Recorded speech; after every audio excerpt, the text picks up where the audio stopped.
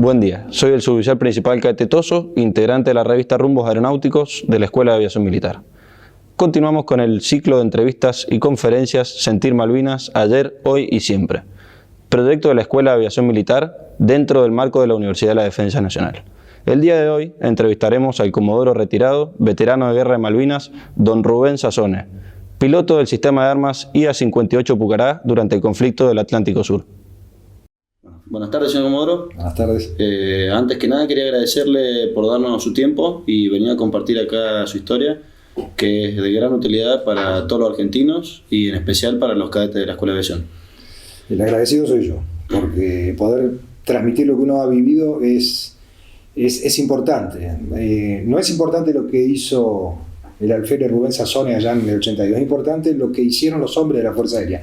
Y es bueno que lo sepan y lo escuchen de primera mano, teniendo la historia vivos, los cadetes y el resto del público que lo escuche. Así que para mí es un honor que un cadete me esté entrevistando y va a ser un placer charlar de mi experiencia. Bueno, muchas gracias. Antes que nada le quería preguntar ¿de dónde es oriundo usted y cómo fue que formó su vocación militar? ¿Qué lo llamó a decir quiero entrar a la Escuela de Aviación Militar? Sí, el tema de la vocación realmente es algo extraño, porque yo soy de Caseros, provincia de Buenos Aires, cerquita de Palomar. Entonces, cuando era un pibe, por mi cabeza pasaban aviones, porque Palomar está cerca. Y yo lo miraba y evidentemente me sentía atraído. Creo que a todo niño se siente atraído por un avión. Pero vengo de una familia humilde. Mi papá era tornero, tenía una tornería chica con algunos empleados. O sea, y era eso, era estar cerca de escuchar ruido de aviones. Hago mi primaria, ingreso en la secundaria, y en tercer año de la escuela de la secundaria, un amigo, un compañero de curso, no sé por qué, él dice, me voy a estudiar para ser mecánico de aviación de los aviones navales. De dónde él sabía, si tenía parientes, no lo sé. Y yo dije, aviación, aviones, qué lindo, pero yo no quiero ser mecánico. A mí me gustaría volarlo. Bueno, y ahí empezó. En cuarto año tuve la suerte de que Escuela de Aviación, que hacía mucha propaganda, difusión de ingreso, visitó mi escuela secundaria y ahí ya es como que vi el uniforme, no sé, y me entusiasmé. Y ahí me di cuenta de que evidentemente era lo que quería. Me acuerdo de las palabras de mi papá en quinto año cuando le dije, viejo y vieja, me voy a Córdoba a estudiar. No teníamos ni un primo lejano en Córdoba, no había nadie, no teníamos pariente, nada en Córdoba. O sea que iba a ser vida de hotel, gastos, ¿no? Muchos gastos, y mi papá, pobre en su lógica, me dice, pero si vos querés ser militar, tenés el colegio militar acá en Palomar, te tomás el tren y... No, papá, sí, pero yo quiero ser piloto, y en el colegio militar no enseñan a ser piloto. Bueno, y me acuerdo que me acompañó el edificio Cóndor mi novia en ese momento, que hoy es mi actual esposa, a buscar los papeles y a empezar con todo esto. Bueno, terminé quinto año y me fui a la Escuela de Aviación a pasar esos divinos años de cadete que tienen los suyos. ¿Cómo fue su paso por la Escuela de Aviación? Y si tiene algo para contar de esos años. A ver, el primer año fue muy duro, porque entramos 1000 candidatos, pasamos a ingresar como cadete de primer año 200, o sea que el filtro fue terrible, y a partir de ahí la exigencia física e intelectual fue muy grande, a tal punto que después egresamos al cabo de 4 años 100 oficiales. Con esto quiero decir que a pesar de lo duro que fue la Escuela de Aviación, yo lo único que recuerdo son cosas lindas, y el recuerdo de mis amigos, de mis compañeros, de algunos superiores que los recuerdo muy bien y de algunos superiores que los recuerdo, pero bueno, era lo que uno vivía en ese momento. Pero fueron gratos, muy gratos, pasaron muy rápido y creo que la Escuela de Aviación, como a todos, nos marca y nos marca para bien. ¿Y se tenía en cuenta en esa época la cuestión Malvinas, señor? No, lo único, a ver, se sigue haciendo obviamente, pero yo me acuerdo de la primaria sobre todo, que siempre se hablaba de las Malvinas son argentinas, ustedes por supuesto ni habían nacido, pero había un boxeador, Ringo Bonavena, que cuando iba a boxear a Estados Unidos iba con una remera que decía, las Malvinas son argentinas, o sea, siempre estuvo presente en el pueblo el tema de las Malvinas Argentinas y demás, pero a nivel profesional, militar, de decir, de ocupar, no, para nada. A tal punto, y esto lo me echo, aunque estamos hablando de otra etapa, el día 2 de abril todo el mundo me pregunta, ¿y cómo te enteraste de la guerra? Igual que cualquier vecino. Me desperté el 2 de abril en Reconquista con que habían tomado las Malvinas. O sea, por más que yo ya era oficial, era piloto y con mucha alegría, obviamente. Pero quiero decir, no era un tema que se trataba o se discutía ni profesionalmente ni nada. No. Bien. ¿Y cómo recibió usted la noticia de que iba a ir usted a Malvinas? ¿Y cómo se la tomó también? No, bueno, es que en realidad nunca la recibí, siempre pedí ir. Porque uno se veía alférez en tercer año, tenía 24 años recién cumplidos, llega esto del 2 de abril, se empieza a preparar la brigada porque había venido la orden de que había que desplegar los Pucará a Puerto Santa Cruz, en Santa Cruz, esa era la base de los Pucará, y que iba a haber Pucará que iban a ir a Malvinas. Lo que no sabíamos los más jovencitos es que el mismo 2 de abril, mejor dicho, el 1 de abril, a la noche habían despegado 4 Pucará, que los escuché, pero como no sabíamos qué pasaba, creíamos que era un despliegue habitual al sur.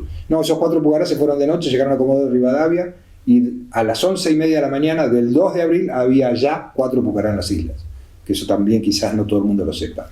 Y atrás de eso fue todo el despliegue desde Reconquista, mover una base completa con todos los apoyos y los 15 o 20 Pucará que terminaron yendo a Santa Cruz inicialmente, porque después fueron más. Y bueno, y ahí ayudar a preparar, ayudar al resto de los pilotos a preparar sus navegaciones, las cartas, ver la meteorología y decirle al jefe de brigada, ¿cuándo voy yo? Y a mí cuándo me toca. Y no, usted es alférez, ¿no? Como diciendo, no. Si bien yo ya era operativo en el avión, ya tenía la suficiente cantidad de horas de vuelo, estaba habilitado como piloto operativo, no era alumno, eso quiero decir. Éramos los pibes, los chicos, 23, 24 años teníamos. Hasta que al final hacía falta llevar los aviones, que empezamos a ir hacia el sur, los alféreces también. Así que fui como, no es que me lo ordenaron, fue prácticamente insistencia mía, claro, de que quería ir. No solo yo, yo lo puedo aseverar. Nadie fue diciendo por qué a mí, por qué me mandan a mí. Nadie, absolutamente. Estaba todo el mundo tan compenetrado de lo que se iba a hacer que, y sabiendo y habiendo estudiado un poco de historia militar y conociendo un poco de idiosincrasia de los ingleses, que sí iban a venir. ¿Y sí? Sí iban a venir. Eso de que no van a venir, sí iban a venir. Son los ingleses, pueblo guerrero, por supuesto que van a venir. Así que había que prepararse. Y nada, el 15 de abril hicimos Reconquista, Santa Cruz, Puerto Santa Cruz, en vuelo directo, casi 7 horas de vuelo en Pucará, porque hubo que esquivar tormentas. Así que ni pregunten qué fue lo primero que fui a hacer cuando me bajé del avión. Pero realmente fue un vuelo larguísimo. Y a partir de ahí, desde Santa Cruz hacíamos práctica de tiro, ayudábamos a planificar vuelos desde Santa Cruz, a llevar más aviones a las islas, no nosotros, pero sí. Porque al fin y al cabo yo el día que fui a las islas fue un 29 de abril, pero fui en un avión F-28, un avión de la Fuerza Aérea de Transporte, que le habían sacado todos los asientos y tenía motos que había donado Zanella. La verdad que no importa que uno haga propaganda, porque realmente el viejo Zanella, que yo lo conocí porque la fábrica de Zanella está en Caseros, así que era un hombre conocido de donde yo vivía, y el tipo donó no sé cuántas motos enduro para los comandos del ejército, y fueron transportadas en un F-28 una al lado de la otra, no sé, había más de 100 motos, y ahí en el fondo, sentaditos, acurrucaditos, íbamos 4 pilotos para seguir completando la dotación de pilotos necesario, porque ya había 12 Pucará en las islas para esa fecha.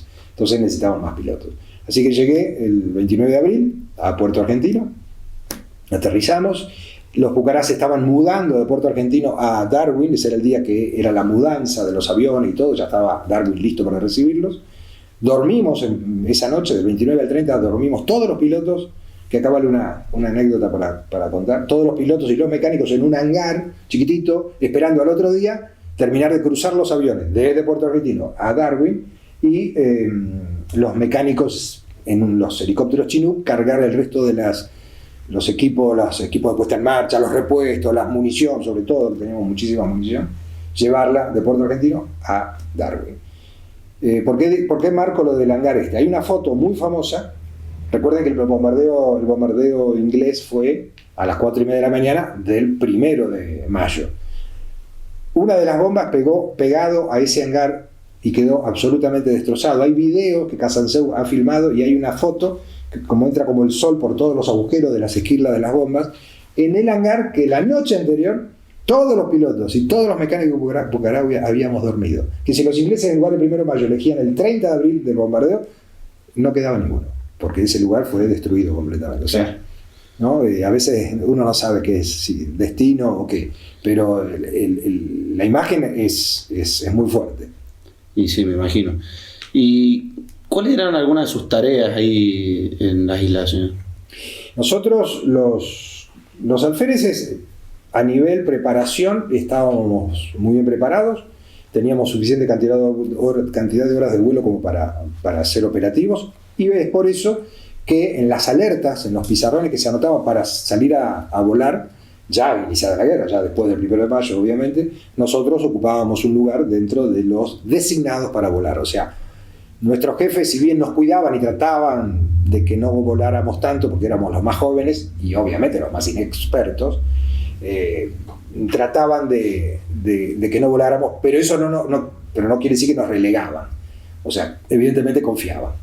Así que las tareas además eran diversas, no solo estar preparado para volar. Yo tuve un par de misiones, hice un par de misiones, después las puedo relatar rápidamente, pero éramos un poco los che pibes, éramos los que hacíamos un montón de cosas que había que hacer y bueno, había que designar un oficial a cargo, eran los alféreces. Voy a relatar 2 o 3 rápidas, algunas por un evento no muy feliz, pero bueno. Después del 1 de mayo, uno de los Pucará, la pista era una porquería, no era una pista, era un potrero donde la turba, el pasto ese que crece en Malvinas, debajo hay piedra y es todo un colchón de agua porque el agua no drena. Entonces el Pucará era muy complicado, había que ser muy cuidadoso en los despegues porque podía romper la rueda de nariz y quedar. Bueno, y dejaban unas huellas, porque las ruedas se enterraban entre 10 y 15 centímetros, que a alguien se le ocurrió que era bueno rellenar esos huellones que habían dejado los aviones en su despegue. ¿A quién mandaron a rellenar? Con pala. A los 4 alféreces, por supuesto. Entonces, en un tractor que después se transformó en el tractor misilístico, que lo habrán visto con la cohetera arriba, famosa. Bueno, uno manejaba de nosotros, uno estaba parado en la puerta al lado, otro en el otro, mirando, éramos los radares, y uno con una pala tiraba unas piedras de que habíamos encontrado en un galpón de unos kelpers, con una pala, piedras para rellenar esos huellones, para que otro Pucará no se metiera ahí. O sea, ya de entrada hacíamos trabajo de albañilería, reparábamos pistas. Deben recordar seguramente el derribo por la artillería de Argentina de Fausto Gavassi, de una A4, sí. Porque no lo supo distinguir si era un Harrier o una A4, no tenía esa instrucción el oficial de quien la manejaba del ejército. Cosa que ocurre en cualquier guerra, siempre hay bajas propias, pero bueno. Y otra de las tareas que nos mandaron era, como el radar dentro donde está el operador del radar y ve el radar, tiene una cámara de televisión y una pantalla de televisión, y puede enfocar lo que está viendo. Entonces cuando él detectaba un eco y le hacía zoom, nosotros le decíamos, eso es una 4, eso es un Mirage o eso es un Harrier, para que no volviera a disparar. Claro, no. A un avión sin saber que era el avión, que era un avión argentino, ¿no? Sí. Fue una tristeza. Yo también estuve viendo dónde cayó el avión y bueno, fue saber que había derribado un avión propio era terrible, fue terrible.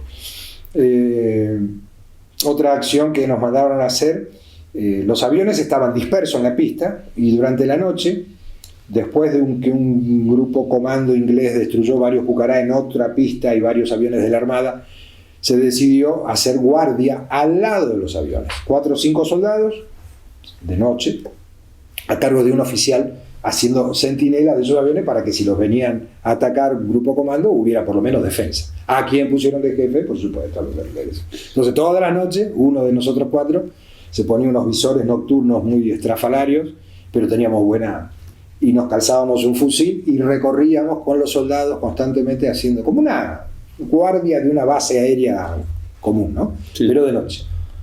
Por supuesto que el otro día a tratar de dormir, sin ningún Harrier se le ocurría pasar y tirar, dejar algún recuerdo. Y como esa, muchísimas cosas. Cuando empezaron los ingleses su avance, que sabíamos que venían hacia Darwin, empezamos a armar defensas puntuales, hay una foto también famosa de una cohetera de un Pucará arriba de un tobogán. Esa me acuerdo de que fue uno de los que me trepé y con alambre atamos. Y bueno, había que estar, había que dar el ejemplo y había que estar ocupado, porque uno sabía de cómo estaba, qué es lo que estaba pasando. No escuchábamos ninguna radio argentina, por supuesto. Nuestra información la tomábamos de una onda corta de radio uruguaya o la BBC de Londres en español, y ahí nos enterábamos de los derribos de los aviones, de que estaban cada vez más cerca, de que habían desembarcado. Bueno, y entonces empezamos a generar defensas puntuales, a cavar trincheras, con unas palas que conseguimos ahí de los Kelper, empezamos a hacer pozos en la piedra, que realmente era terrible, porque sabíamos que en algún momento el avance iba a venir, así que había que defenderse. Si los Pucará ya no estaban, los Pucará se habían ido a Puerto Argentino para el 20 y pico de mayo, entonces, bueno, esa es otra pregunta, ¿no? Seguramente, ¿qué hacíamos un grupo de pilotos si no había más aviones en Darwin?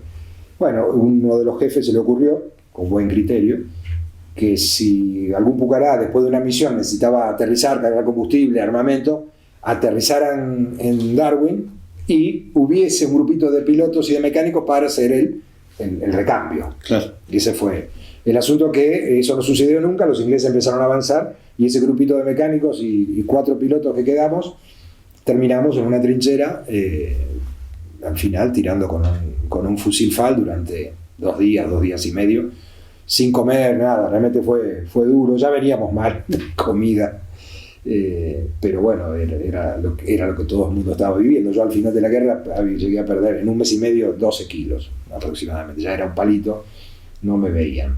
Pero bueno, ¿qué va a ser? Era lo que había que... Era para lo que estábamos y era para lo que no íbamos a aflojar, ¿no? Claro.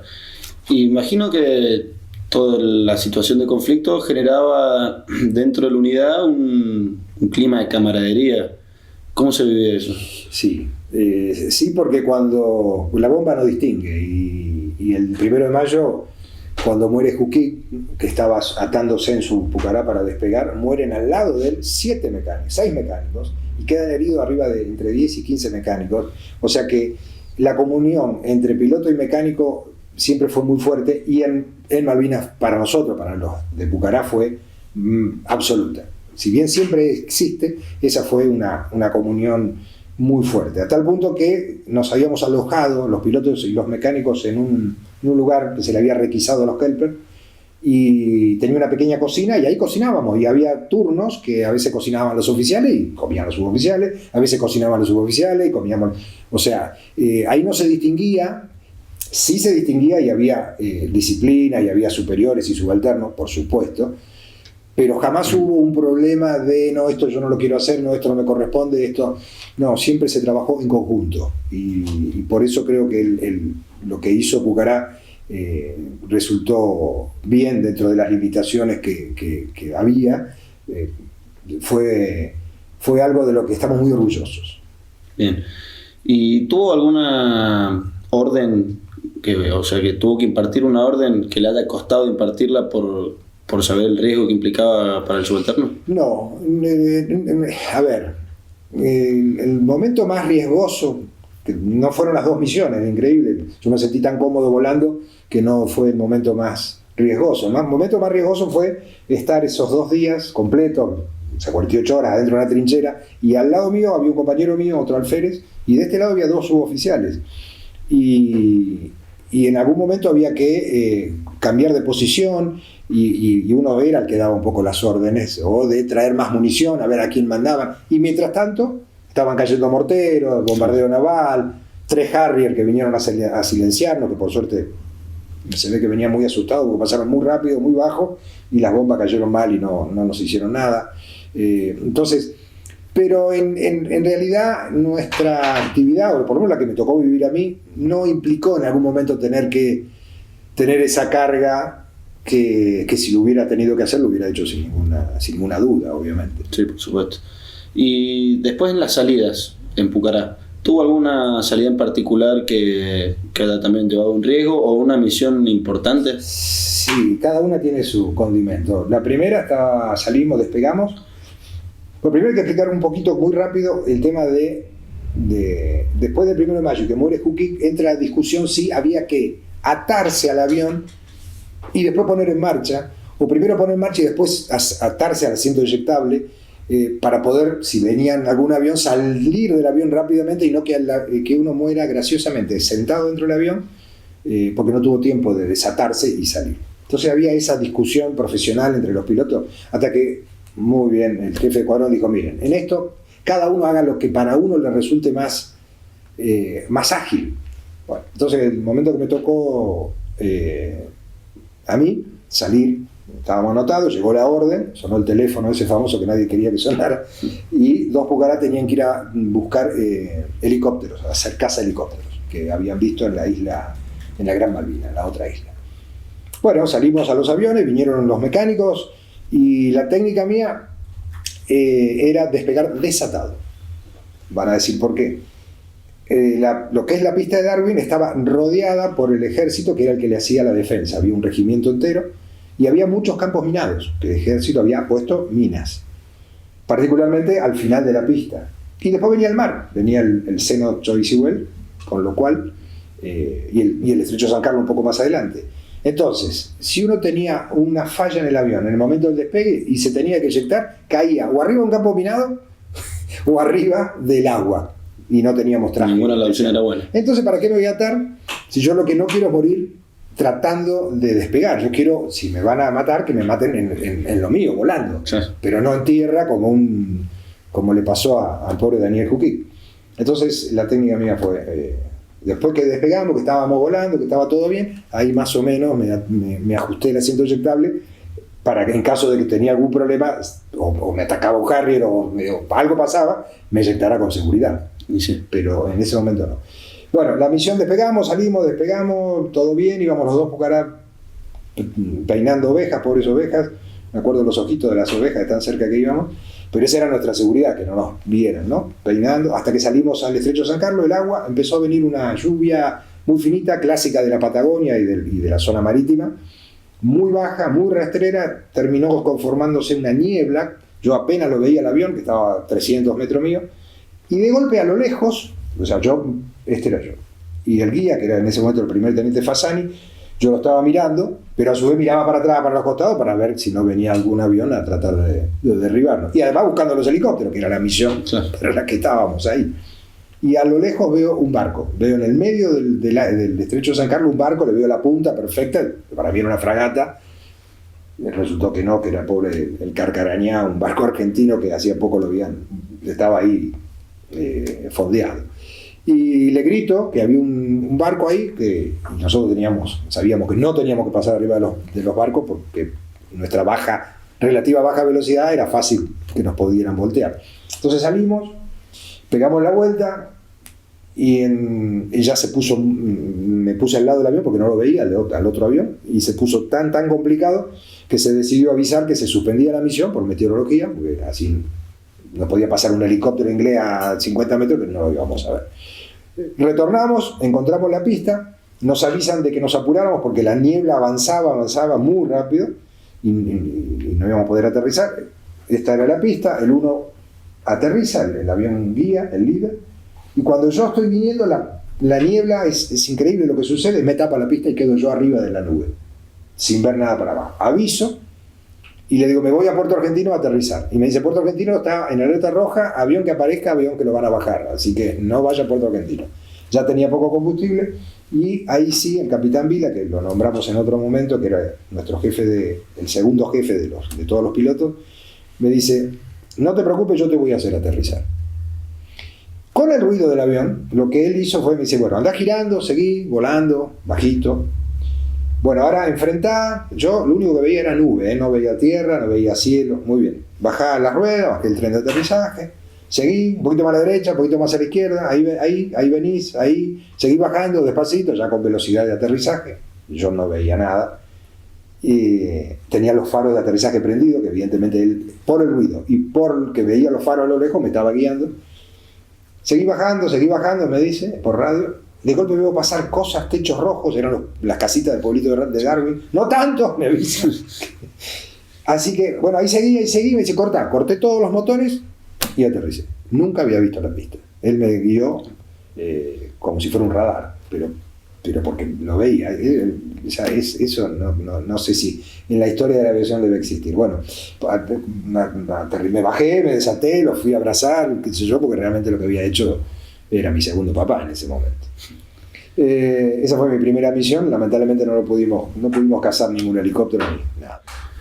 ¿Cuán importante piensa usted que fue su formación dentro de la Escuela de Aviación para poder afrontar el conflicto de manera espiritual y humana? La clave de lo que hizo la Fuerza Aérea Argentina, reconocida mundialmente, fue lo que la vida que llevamos en la Escuela de Aviación, el ejemplo que nos dieron los profesores, los instructores, el amor a la patria y a valores que nos inculcaron fue clave. No hubiera habido una Fuerza Aérea, haber actuado la Fuerza Aérea Argentina como actuó, sin la Escuela de Aviación Militar, en la forma que nos formó, nos forjó, y yo no tengo duda que fue la preparación, sí, la de los escuadrones, el vuelo, la técnica, la táctica, la estrategia, pero sin esa impronta que da la Escuela de Aviación, que no conozco otra, pero para mí es única, fue la que hizo que la Fuerza Aérea hiciera lo que hiciera y terminara siendo reconocida fundamentalmente por el enemigo, que es el que mejor puede opinar de uno, ¿no? Para no caer uno en la pedantería. Y la palabra es una sola.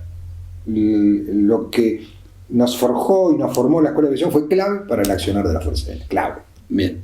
Una vez finalizado el conflicto, ¿cómo fue su repliegue? O primero, ¿cómo tomó usted la noticia de que había terminado el conflicto? ¿Qué sintió?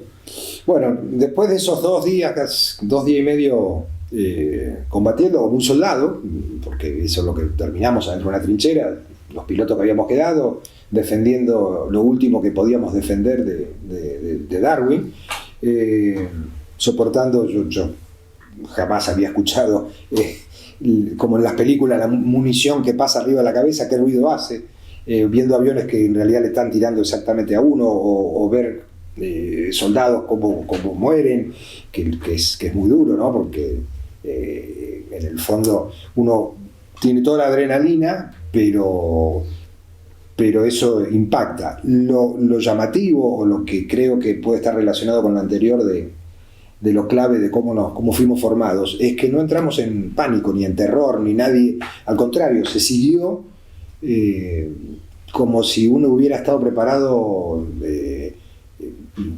con muchísimos más años de preparación, a pesar de que los soldados eran jovencitos. En el caso nuestro también éramos gente muy joven, los mecánicos no pasaban los 30 años, o sea, gente muy joven, y que sin embargo jamás entró en pánico, en terror, se continuó con lo que se estaba haciendo. Terminado eso, nos mandan, estábamos lejos de lo que era el puesto de comando, nos manda a llamar nuestro jefe, el jefe de la base Cóndor, que era Darwin, la base aérea, y nos dice que su par, el teniente coronel del ejército argentino, estaba muy comprometido a la defensa, y que los ingleses habían mandado un emisario con un papel diciendo que iban a arrasar con todo y que había que hacer un alto el fuego. Los ingleses proponían un alto el fuego. Bueno, nos juntamos los oficiales y 4 o 5 decidimos que no nos íbamos a rendir y que nos íbamos a ir a Puerto Argentino caminando. Así que juntamos algunas cosas, algunas raciones de munición, un fusil, y ya teníamos que caminar 80 kilómetros cruzando líneas inglesas, porque los ingleses estábamos rodeados. Entonces vino el jefe de la base, y yo creo que también ahí nos salvó un poco la vida, en el que, miren, nos dijo, lo de ustedes es muy bien, yo los entiendo, los apoyo, pero acá el que sale durante la noche, porque ya era de noche, a caminar alguien le va a tirar, argentino o inglés, porque el que se mueve, porque estaba todo muy, ahí se escuchaban algunos disparos, o sea que estaba todo muy caliente, y realmente va a ser una patriada, pero van a morir en el intento. Además tienen que caminar 80 kilómetros, no saben cómo. Bueno, y al final, entre tanto, nos convenció, nos quedamos y yo siempre digo que la Escuela de Aviación nos preparó para tener garra, espíritu de combate, ser agresivo, aguerrido, pero no te prepara para rendirte. En ningún lado se enseña qué hace uno si hay que rendirse. En el sentido no de los pasos a seguir, sino en el sentido de cómo lo toma uno, cómo reacciona. Y realmente fue, para mí, lo más duro de toda la guerra. Sí, es perder amigos y ver gente, mis amigos muertos y los heridos y juntar, bueno, eso te marca para siempre, pero la espina que sigo teniendo clavada y lo que, no es que estoy deprimido, pero es esa bronca que todavía tengo, es la rendición. Ante lo cual uno no pudo hacer nada, ¿no? Entonces, bueno, llega el momento de que los ingleses ingresan caminando, nosotros salimos caminando. Por supuesto que una de las cosas que hicimos fue, que yo lo llamo hasta casi un acto místico. Estábamos con nuestra ropa de vuelo, por supuesto. Mi casco de vuelo creo que lo tiré, luego lo enterré, en este momento no recuerdo. Y después hice dos cosas: la pistola 9 milímetros mía y la bandera que teníamos en el escuadrón. Los techos de donde estábamos, de las casas de los Kelper, tenían como unas maderas que si uno las empujaba se salían y arriba estaba la cabreada. Entonces yo, ayudado por otros mecánicos, me subí, me metí al techo, até mi pistola con la bandera y puse la tapa. Yo sé cuál es esa casa, la recuerdo. En la última foto del street del Google Earth se ve esa casa. Y tengo esa dicotomía de quiero ir a las islas para volver, para recuperar eso, ¿no? Digo, para saber si está, por lo menos. Pero a su vez no quiero que me sellen el pasaporte. Yo no quiero ir a un lugar que no es mi patria. Entonces tengo esa mezcla de las ganas de volver a donde estuve y por otro lado la bronca de decir no, yo quiero volver cuando lo único que tengo que hacer es tomarme un avión y llegar y estar caminando en mi país. Pero bueno, el asunto es que bajé de eso y la otra acción mística que hicimos, yo me acuerdo que teníamos los escudos, el escudo de Pucará, que es este, y no me acuerdo qué otro escudo, y la insignia, ¿no? El grado. Y nos sacamos todos los escudos menos el grado, y hicimos una fogata y los prendimos fuego, para que no se lo quedaran como souvenirs de guerra los ingleses. ¿No? O sea, nos sacamos todo, no para ocultar, porque los tipos sabían muy bien quiénes éramos, y después nos interrogaron y sabían perfectamente, nos trataron muy bien, quiero destacar eso, los ingleses nos trataron muy bien, y a los pilotos probablemente mejor que al resto, cosa increíble. Yo tuve después charlas con algunos ingleses mientras estuvimos prisioneros, y los tipos tenían un respeto increíble a pesar del daño que la Fuerza Aérea les seguía haciendo, ¿no? Les estaba haciendo y les seguía haciendo. Eso me llamó mucho la atención. Pero viniendo de un pueblo guerrero, no es tanto. Los tipos, evidentemente, los ingleses reconocen cuando uno hace algo bien, evidentemente. Bueno, la de ahí, eso fue a media mañana, formamos todos, nos dejaron ir con el armamento, yo mi pistola no tenía, pero sí tenía el fusil, que al fusil no se lo iba a entregar funcionando. Le saqué, ustedes que deben usar el FAL, la colita de ratón, la tiré al medio del agua, al mar, claro. Y el fusil no sirve. Queda armado, impecable, se ve el fusil, pero no sirve para nada. Sí. Así que hicimos, hay una foto famosa de un montón de cascos en un campo y una pila de fusil, eso es Darwin. Eso es todos los cascos de la gente de ejército, que estaba formada al lado nuestro, que eran casi 800, 1000 soldados, y el grupito de Fuerza Aérea que éramos 20, 25 soldados, pilotos, algunos mecánicos, gente de la artillería antiaérea que había quedado, que hizo un destrozo la artillería antiaérea nuestra tirando a las tropas inglesas mientras avanzaban. Fue espectacular. Quizás suene fuerte, ¿no? Pero hay que estar en ese momento. El que viene lo quiere matar a uno, así que si uno ve que el otro cayó se pone feliz. Es duro, pero es la guerra, es así. Me acuerdo evidentemente que es la adrenalina. Estábamos con Gustavo Lema, mi compañero, el otro piloto, tirando. Yo tenía mi FAL, que como el Pucará tira munición 7.62 milímetros, que es la misma del FAL, teníamos muchísima munición. Entonces el FAL tiraba. Y ya cuando estaban muy cerca, estamos hablando de 100 metros, 200 los ingleses, nosotros tirando con el fusil, y nos reíamos. Yo me acuerdo que nos reíamos. Yo no sé por qué, evidentemente que es la adrenalina, ¿no? Es el estrés, Sí.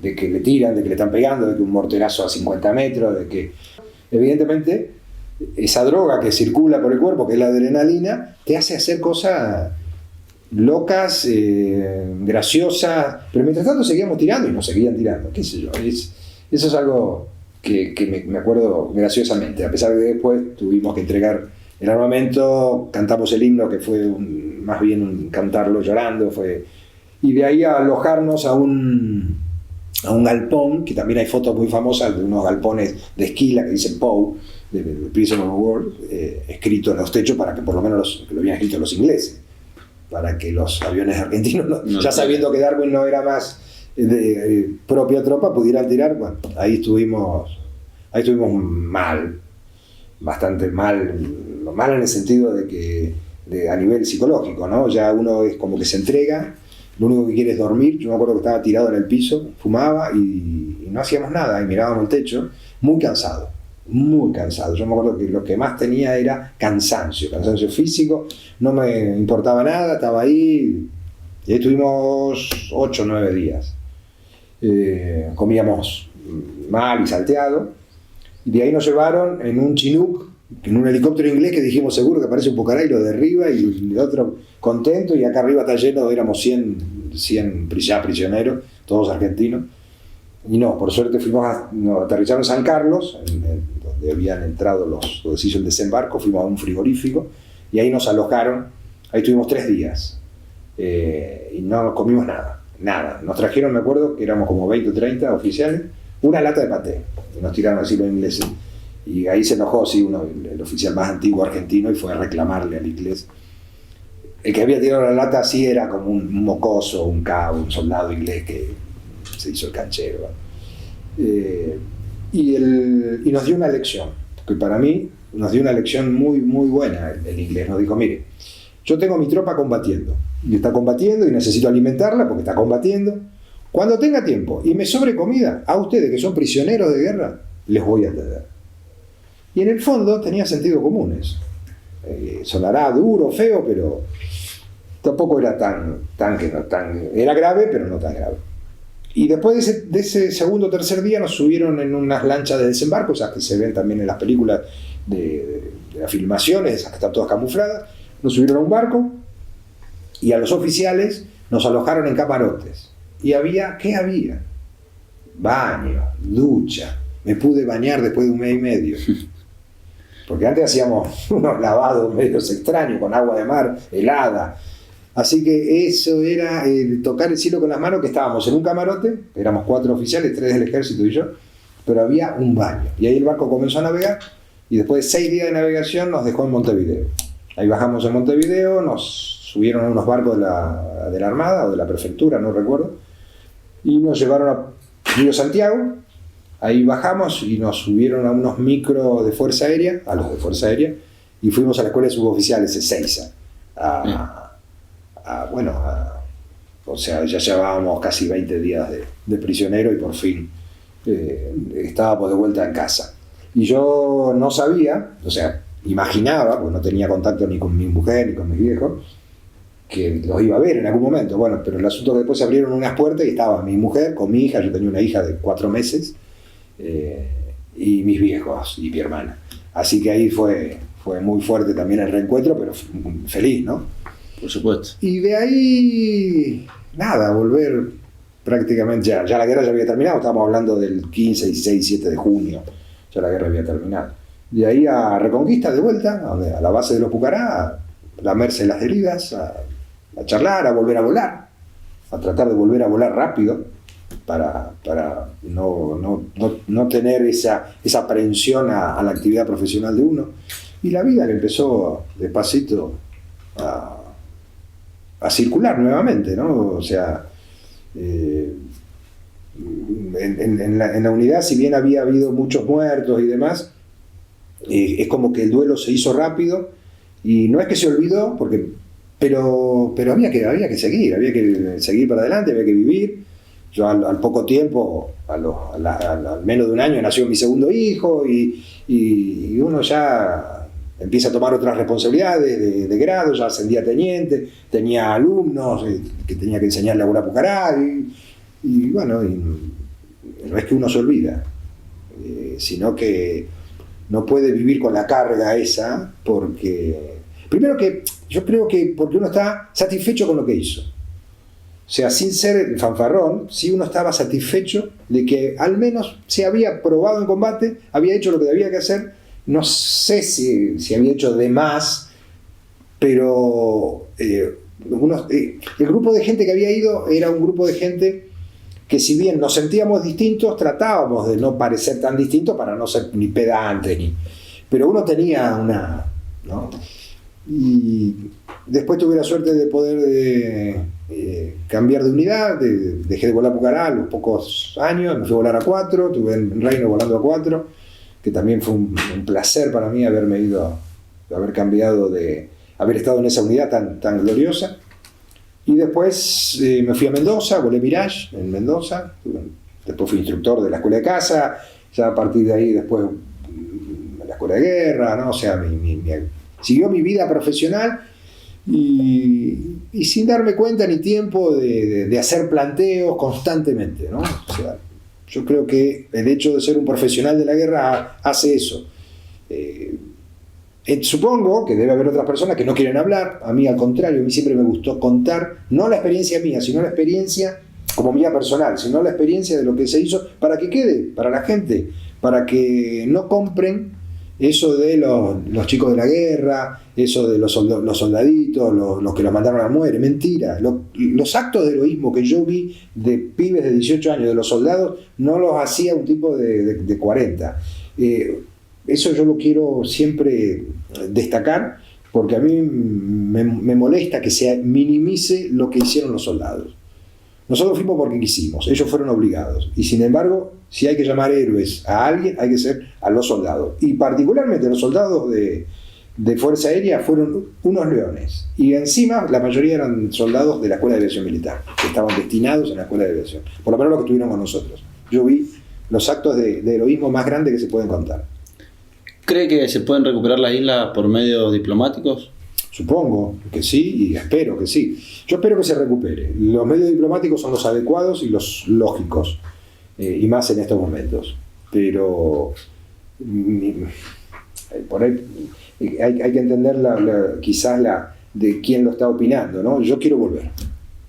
Yo quiero recorrer, quiero estar en los lugares donde viví cosas muy fuertes, y me gustaría cuanto antes de que me muera, obviamente. Así que espero que se recupere. Bueno, y para finalizar, ¿le gustaría dejar algún tipo de consejo para las nuevas generaciones oficiales?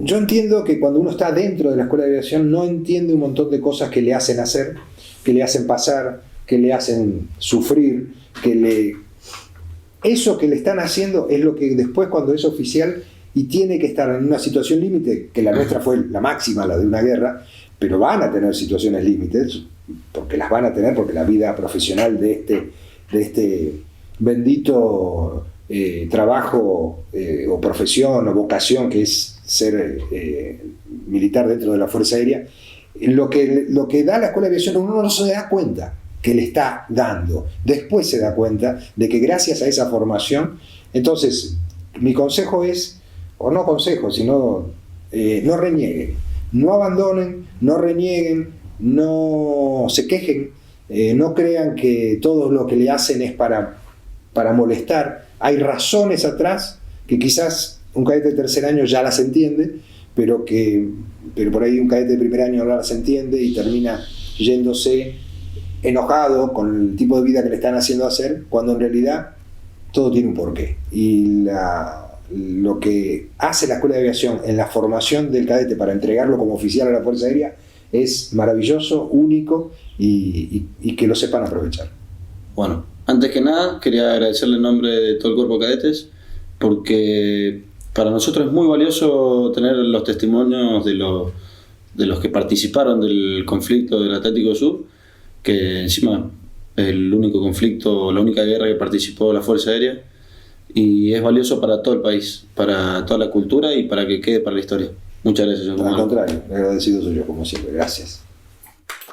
Y bueno, sabiendo que son compañeros de promoción, queríamos que nos comenten algunas experiencias que hayan compartido juntos, empezando por la Escuela de Aviación Militar, si tienen alguna en particular para recordar. Bueno, en la Escuela de Aviación, independientemente de que hemos corrido juntos, nos hemos arrastrado, hemos tenido muchas satisfacciones como cadetes, ¿no? Diversiones dentro de los pabellones de estudio, dentro de los del cuerpo de cadetes, ¿no? Pero bueno. Son 4 años conviviendo juntos que te marcan para toda la vida. La amistad que tenemos con él, particularmente, en general con todos los compañeros de promoción, es única, ¿no? Y es típico de la vida del internado, de la vida. Se hace una vida muy, muy particular y constantemente nos reunimos. Y lo que me he dado cuenta es que hoy hace 40 años de nuestro egreso y seguimos contando las mismas anécdotas y nos seguimos riendo de las mismas historias. Pero es un...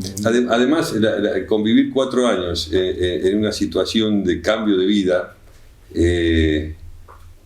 forma indiscutiblemente el espíritu del cuerpo, donde uno es el apoyo incondicional de su compañero.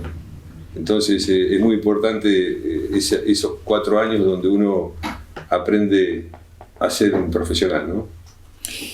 Y además encima nos tocó la dicha de ser destinados juntos a la misma unidad, a Reconquista, a volar el Pucará. Entonces ya con él ya arrancamos una vida de mucho más que de compañerismo, de promoción, sino de amistad, ¿no? Y encima con la particularidad... Él se casó mucho antes que yo. Sí, yo me casé muy jovencito y lo gracioso era que mi señora también quedó embarazada al año de estar casados, la mayoría solteros de los que estábamos ahí en Reconquista, que ya era una banda, ya éramos una band of brothers terrible, y a la noche, en lugar de ir a comer todos los solteros compañeros de promoción en el casino de oficiales, se iban a mi casa.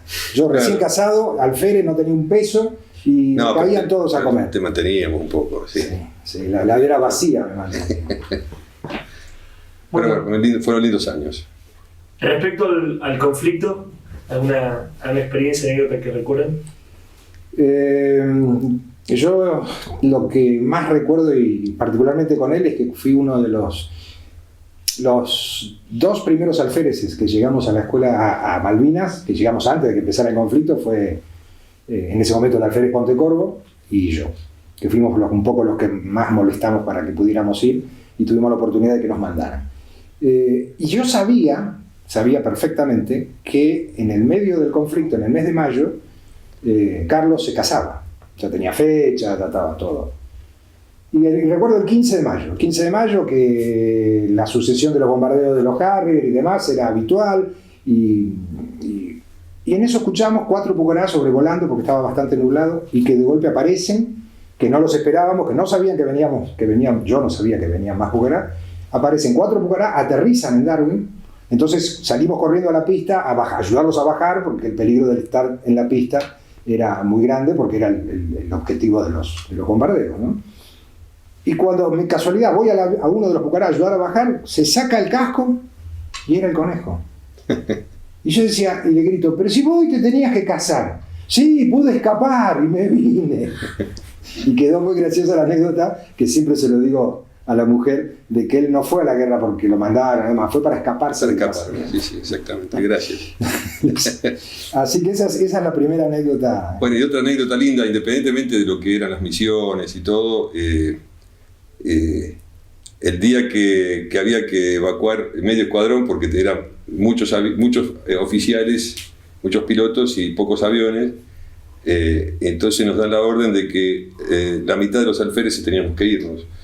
Entonces no tuvimos mejor idea que agarrar el birrete de Cabezón, que era que poner nuestros nombres en un papelito y sortearlos. Y bueno, a mí, muy interiormente no me gustó la decisión, pero salí sorteado y tenía que quedarme. Entonces se quedó él con Gustavo Lema, y Pontecorvo y yo fuimos evacuados a Puerto Argentino y después volvimos en un Hércules al continente. Claro, la idea de esos dos alféreces que llegaron el 15 de mayo, porque llegó él, era como el relevo, teóricamente, de los dos que hacían más tiempo que estábamos. Pero a mí, amigo, no recuerdo, nos agarró ese ataque de patriota que uno después se arrepiente, y dijimos, no, en lugar de que sean el relevo, vamos a tirarlo a suerte. Pusimos los 4 nombres en un birrete, en el mío, sacamos los 2 papelitos y bueno, y sucedió lo que sucedió, de lo cual no me arrepiento porque viví una experiencia terrible. Quizás la más dolorosa fue haber vivido la rendición, ¿no es cierto? Eso es terrible, pero bueno, estábamos ahí porque queríamos, nadie nos había obligado a ir, y nos sentíamos muy orgullosos de que 4 pilotos de Pucará tan jóvenes estuviéramos ahí codo a codo con los instructores, con los más viejos, ¿no? Que tratando de no fallarles a los más viejos, que eran los que nos estaban dando el ejemplo. Y eran nuestros líderes. Por eso yo lo expliqué en la otra entrevista. Esos líderes nos marcaron para toda la vida. Para nosotros fue una guía profesional a lo largo de toda nuestra carrera. Mientras estuvimos, yo me fui antes, pero bueno, aún hoy me sirve para tomar algunas decisiones. Obviamente que con esto de las redes sociales y de los grupos de WhatsApp, tenemos uno que es al que realmente más atiendo, que es el grupo de los pucareros malvineros, ¿no? Que somos los que estuvimos.